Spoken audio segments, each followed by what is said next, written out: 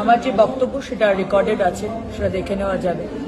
আমি বলেছি যে সংখ্যালঘু উন্নয়ন মাদ্রাসা খাতে অনেক টাকা দেওয়া হয়েছে, কিন্তু দেওয়ার পরেও আজকে মাদ্রাসা থেকে যারা বেরোচ্ছে স্টুডেন্টস, তারা ডাক্তার, ইঞ্জিনিয়ার, আইএএস, আইএফএস হচ্ছে না। আপনারা মানে আপনাদের সরকার সংখ্যালঘুদের ব্যবহার করে ভোট ব্যাংকের জন্য আপনারা তাদেরকে ক্রিমিনাল বানাচ্ছেন। এটা তো সত্যি কথা। এটা অত্যন্ত দুর্ভাগ্যজনক এবং নিন্দনীয়।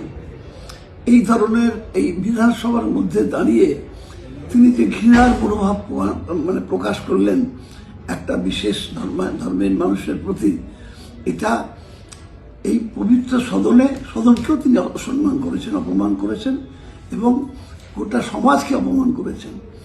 আজকে একটা সমাজের থেকে মুখ্যমন্ত্রী চাইছেন যে সমস্ত মানুষ আজকে একভাবে এগোক।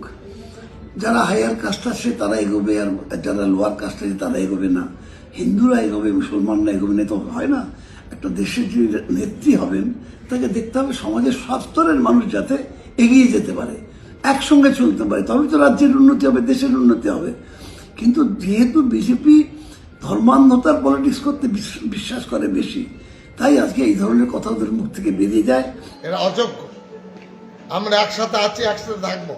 হিন্দু মুসলমান আজকে বাংলায় কিছু করা যাবে না। ভারতবর্ষের আমরা মানুষ, ভারতে আমাদের সমান অধিকার। অগ্নিমিত্রা পালের যে অধিকার, আমার বা যে কোনো মাইনরিটির একই অধিকার। সেখানে উনি দাঁড়িয়ে বিধানসভায় বলছেন মাইনরিটি কমিউনিটিকে ক্রিমিনাল বানানো, ক্রিমিনাল হয়ে রয়েছে। কে criminal? APJ Abdul Kalam criminal?